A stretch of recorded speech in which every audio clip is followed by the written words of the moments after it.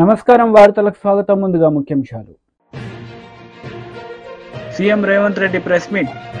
కేంద్ర ప్రభుత్వం తీరుపై విమర్శలు.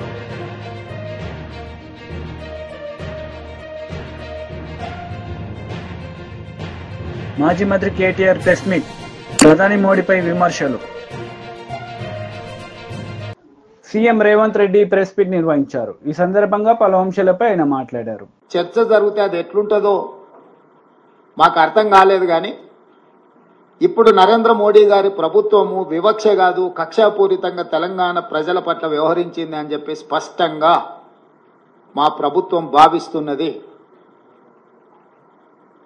ఏపీ పునర్విభజన చట్టంలో భాగంగా ఆంధ్రప్రదేశ్కు రాజధాని నిర్మించడానికి, ఆంధ్రప్రదేశ్కు పోలవరం నిర్మించడానికి, ఆంధ్రప్రదేశ్లో వెనుకబడిన జిల్లాలకు నిధులను కేటాయించడానికి, ఎన్ని రకాలుగా ఆంధ్రప్రదేశ్కు నిధులను కేటాయించాలనో అన్నిటికీ ఆంధ్రప్రదేశ్ పునర్విభజన చట్టాన్ని ప్రస్తావిస్తూ ఆ నిధుల కేటాయించడానికి ఒక అవకాశంగా తీసుకున్నారు.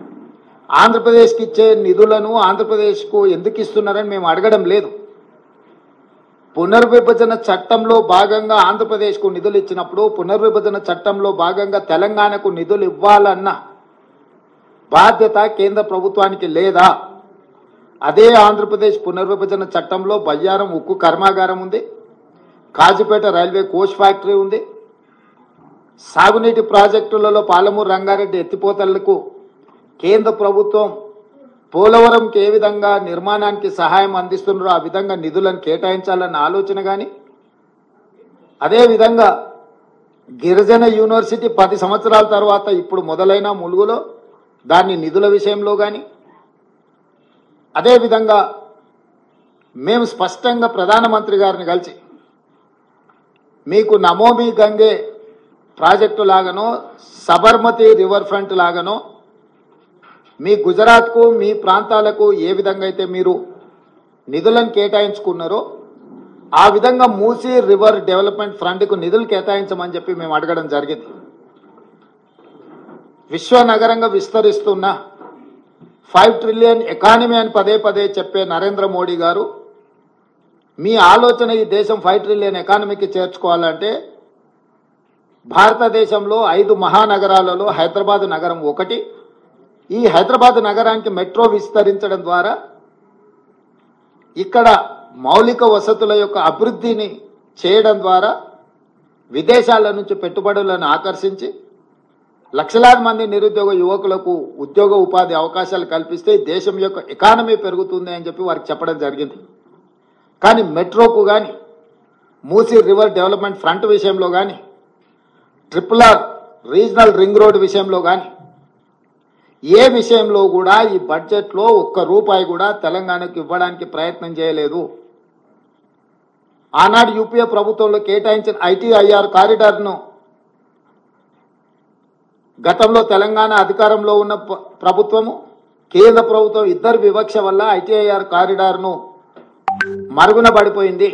ITIR కారిడార్ వస్తే పెట్టుబడులు వస్తాయి, పెట్టుబడులతో పాటు ఐటీ రంగ నిపుణులకు వేలాది లక్షలాది ఉద్యోగాలు వస్తాయి. మీరు దానికి సంబంధించిన కార్యాచరణను కూడా చేపట్టండి అని చెప్పి కేంద్ర ప్రభుత్వానికి మేము విజ్ఞప్తి చేసినాం. ఈరోజు ITIR కారిడార్ గురించి ఎక్కడ ప్రస్తావన లేదు. ఈరోజు రైతులను ఆదుకోవడానికి ఒక ప్రత్యేక కార్యాచరణ ఏది తెలంగాణ రాష్ట్రానికి ఇవ్వలేదు. ఎడ్యుకేషన్ పట్ల కానీ, ఇరిగేషన్ పట్ల కానీ, హెల్త్ పట్ల కానీ, ఎంప్లాయ్మెంట్ పట్ల కానీ ఏ ఒక్క అంశంలో కూడా కేంద్ర ప్రభుత్వము తెలంగాణ యొక్క అభివృద్ధి కోసము ఆలోచన చెయ్యలేదు. ఈరోజు సబ్కా సాత్ సబ్కా వికాస్ అనేదైతే ఉందో ఈ స్లోగన్ బోగస్ అని చెప్పి బీజేపీ నిరూపించింది.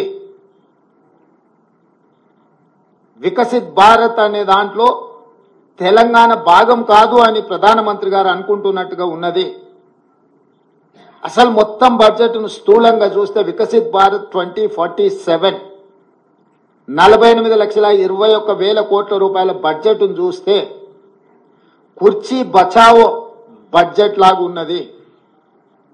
బీహార్కు ఆంధ్రప్రదేశ్కు తప్ప ఇతర రాష్ట్రాల పట్ల కేంద్ర ప్రభుత్వం వ్యవహరించిన తీరు కేవలం కుర్చీని కాపాడుకునే ప్రయత్నంలో భాగంగానే ఈ బడ్జెట్ను ప్రవేశపెట్టినట్టుగా కనిపిస్తుంది.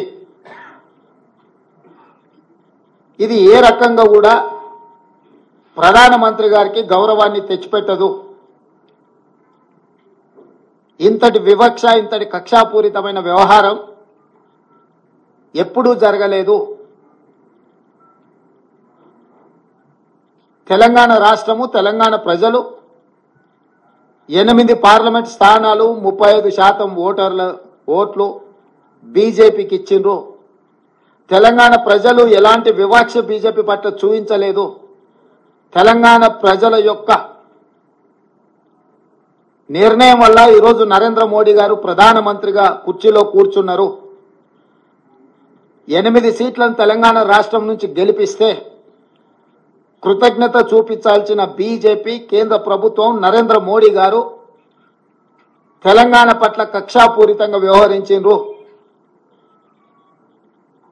ఎన్నికల కంటే ముందు నేను పదే చెప్పిన, ఓట్లు సీట్లు మాత్రమే తెలంగాణ నుంచి కావాలి కానీ తెలంగాణ ఆత్మగౌరవం పట్ల కేంద్ర ప్రభుత్వానికి ఎలాంటి పట్టింపు లేదు అని. ఈరోజు మాజీ మంత్రి కేటీఆర్ మీడియా సమావేశం నిర్వహించారు. ఈ సందర్భంగా పలు అంశాలపై ఆయన మాట్లాడారు. ఇవాళ రికార్డు 7వ బడ్జెట్ ప్రవేశపెడుతున్న సందర్భంగా తెలుగువారి కోడలు కాబట్టి ముఖ్యంగా మన రాష్ట్రంతో కూడా పరిచయము, సంబంధము, వారికి ఇక్కడే స్థిర నివాసం కూడా ఉంది కాబట్టి ఈ బడ్జెట్లోనైనా మనకు న్యాయం చేస్తారేమో, ఈ బడ్జెట్లోనైనా తెలంగాణ పారిశ్రామిక రంగానికి, తెలంగాణలోని పేదలకు, తెలంగాణలోని ఇన్ఫ్రాస్ట్రక్చర్కి పెద్దపీట వేస్తారేమని చెప్పి మేము ఆశించినాం. కానీ దురదృష్టం ఇవాళ 48,21,000 కోట్లతో బడ్జెట్ పెట్టినప్పటికీ అందులో పెద్ద ఎత్తున కొన్ని రాష్ట్రాలకు పెద్దపీట వేసినప్పటికీ తెలంగాణ ప్రస్తావన మాత్రం లేకపోవడం అనేది నిజంగా కూడా బాధాకరం, శోచనీయం.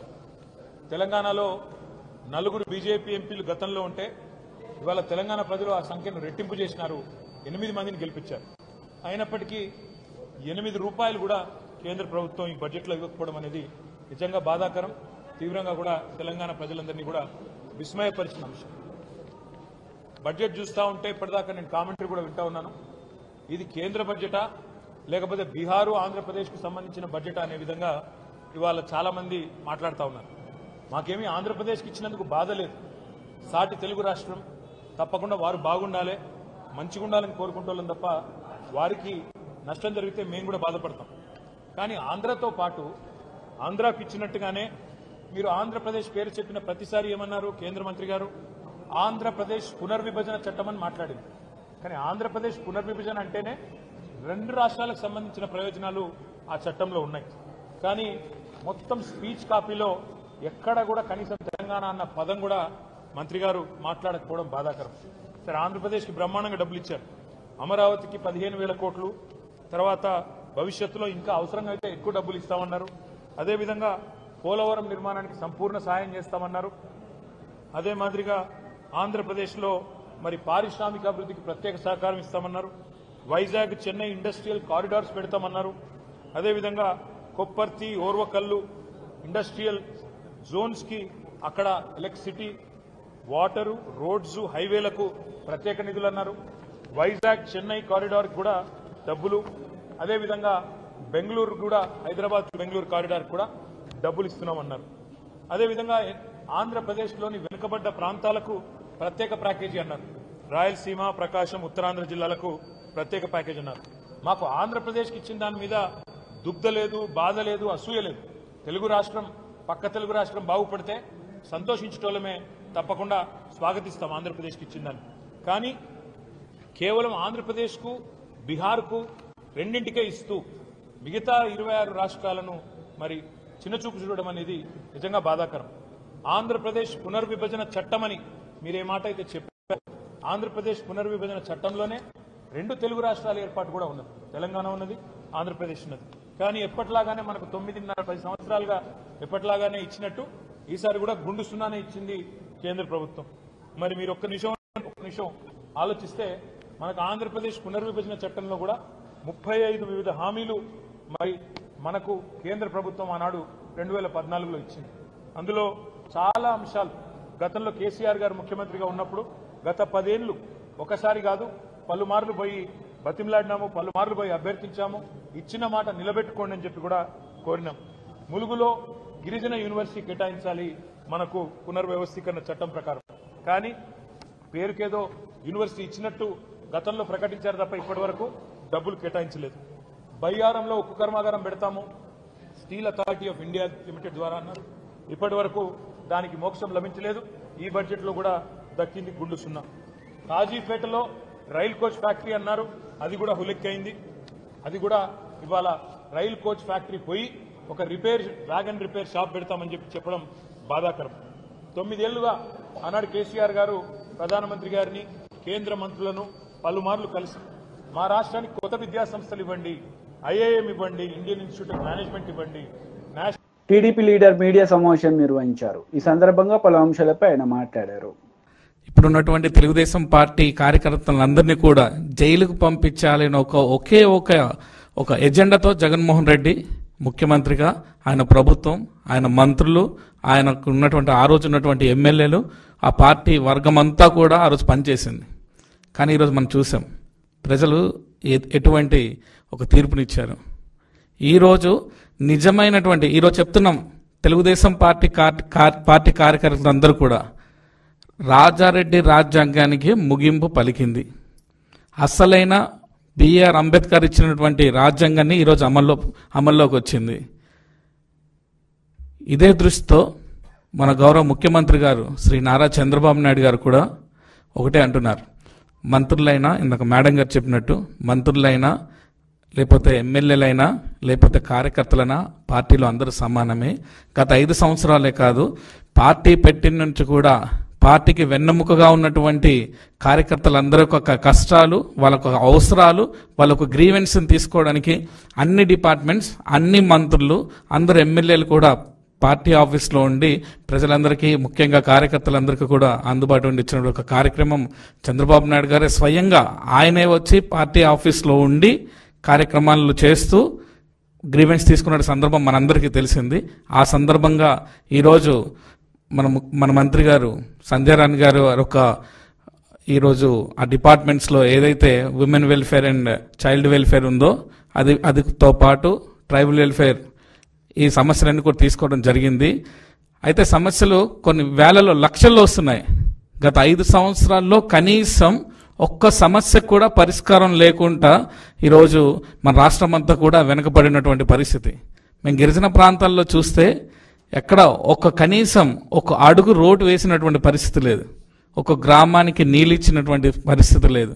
మొన్న మేడం గారి నియోజకవర్గంలో సుమారుగా 31 గ్రామాలకి నీళ్ళు ఇస్తే గిరిజన గ్రామాలకి వాళ్ళ ఆనందంకి అవధులు లేవు. ఆకాశం దానిటువంటి ఆనందం ఆ సాలూరు నియోజకవర్గ ప్రజలు మనం చూసాం. కేవలం ఒక 31 గ్రామాలకి నీళ్ళు ఇచ్చినటువంటి సందర్భంలో దీన్ని బట్టి మనకు అర్థమవుతుంది ఏ విధంగా జగన్మోహన్ రెడ్డి వల్ల, వాళ్ళ ఎమ్మెల్యేల వల్ల, వాళ్ళ మంత్రుల వల్ల మన రాష్ట్రం ఎంత వెనకబడిపోయిందో, ప్రజలు ఎంత ఇబ్బంది పడుతున్నారో దీనికి ఒక ఉదాహరణ అది. అలాంటి సమస్యలన్నిటి కూడా పరిష్కారం చేయాలి, ప్రజలందరికీ న్యాయం చేయాలి. ముఖ్యంగా తెలుగుదేశం పార్టీ కార్యకర్తలుగా ఉన్న మనందరికీ కూడా ఏ ఇబ్బంది లేకుండా గత కాలంలో గత 5 సంవత్సరాల్లో మీ మీద పెట్టినటువంటి అక్రమ కేసులు ఏవైనా. బీజేపీ లీడర్ మీడియా సమావేశం నిర్వహించారు. ఈ సందర్భంగా పలు అంశాలపై ఆయన మాట్లాడారు. ఇకపోతే మధ్యతరగతి ప్రజానికానికి కూడా ఊరట కలిగించేటువంటి విధంగా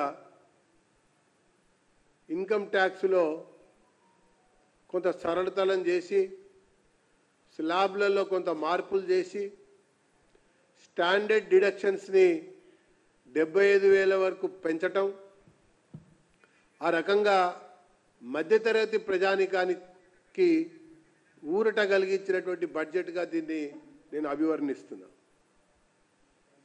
ఇకపోతే మధ్యతరగతి పరిశ్రమలు, ఎంఎస్ఎంఈల విషయంలో కూడా ప్రత్యేక దృష్టి కేంద్ర ప్రభుత్వం సారించటం, ఆ రకంగా ప్రోత్సాహకాలని ప్రకటించటం, దాని కొరకు కావాల్సినటువంటి అన్ని రకాల సౌకర్యాల కొరకు మరి ముందుకు వస్తున్నామని చెప్పి పేర్కొనటం కూడా హర్షించదగ్గ విషయం అని చెప్పని నేను పేర్కొంటా ఉన్నా. ఇక పోతే ముద్రా రుణాల యొక్క పరిమితిని కూడా 20 లక్షల వరకు పెంచటం ఇది స్వయం ఉపాధికి పెద్దపీట వేసేటువంటి ఒక నిర్ణయంగా పేర్కొనవచ్చు. దీంతోపాటు 1 కోటి మంది నిరుద్యోగులకి వివిధ కంపెనీలలో ఇంటర్న్షిప్ నిర్వహించేటువంటి సమయంలో 5,000 రూపాయల వరకు పారితోషికం ఇస్తామని ప్రకటించడం కూడా నిరుద్యోగులకి అనేక రకాలుగా మరి ప్రోత్సహించడమే కాకుండా ఉత్సాహాన్ని నింపినటువంటి ఒక ప్రకటనగా నేను అభివర్ణిస్తా ఉన్నా. ఇక పోతే ఇది ఒక మాటలో చెప్పాలంటే ఇది అభివృద్ధి బడ్జెట్, స్వయం సమృద్ధి సాధించేటువంటి ఒక బడ్జెట్, స్వయం ఉపాధికి పెద్దపీట వేసినటువంటి బడ్జెట్, పెట్టుబడులని ఆకర్షించేటువంటి బడ్జెట్, ఎగుమతులను పెంపొందింపజేసేటువంటి బడ్జెట్, ఉత్పత్తిని పెంచేటువంటి ఒక బడ్జెట్గా కూడా దీన్ని పేర్కొనవచ్చు.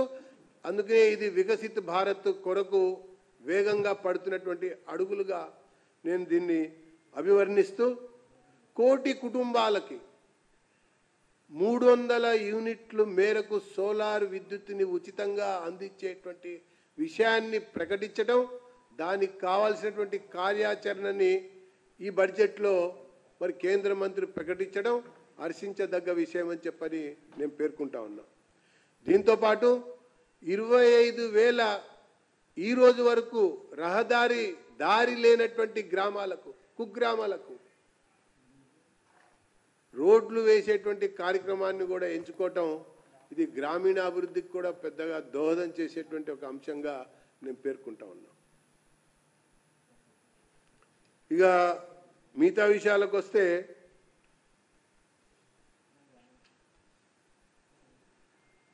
చాలా విషయాల్లో ప్రత్యేకంగా ఈ బడ్జెట్లో అనేక అంశాలని కూడా ప్రస్తావించడం జరిగింది. ఇది ఆచరణాత్మకమైనటువంటి బడ్జెట్ అని చెప్పని నేను తెలియజేస్తా ఉన్నా.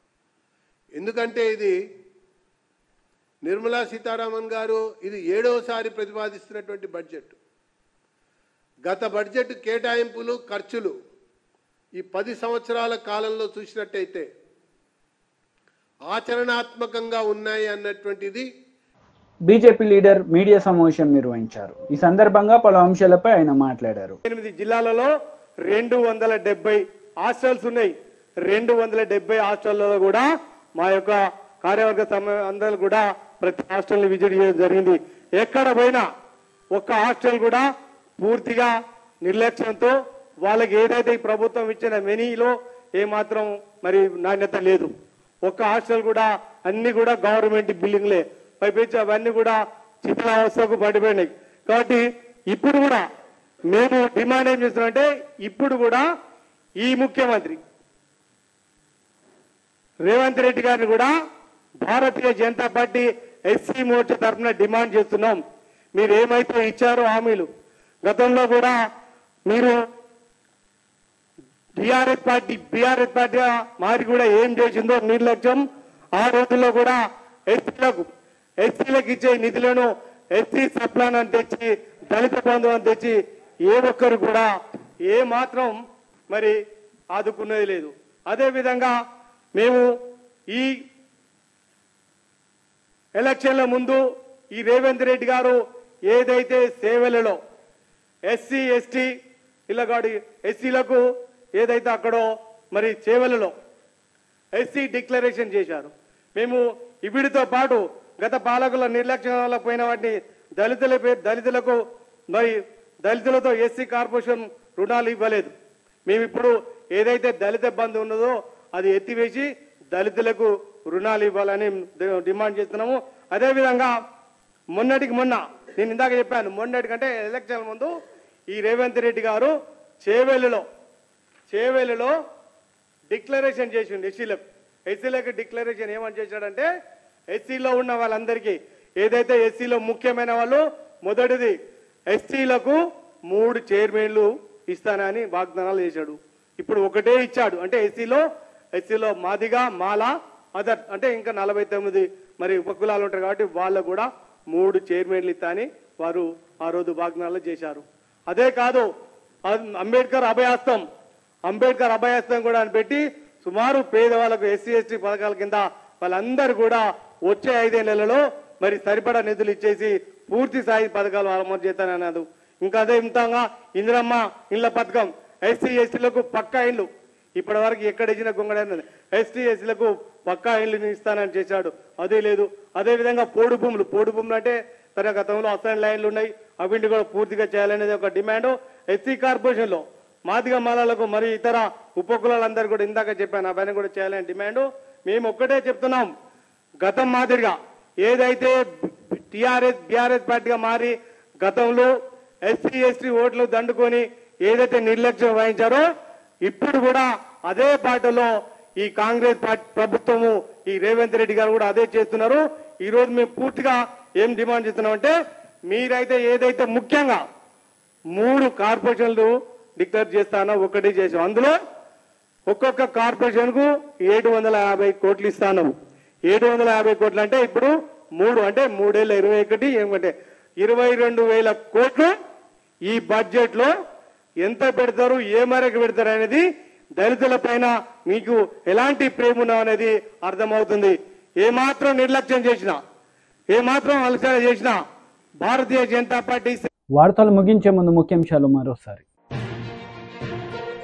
CM Revanth Reddy press meet, కేంద్ర ప్రభుత్వం తీరుపై విమర్శలు.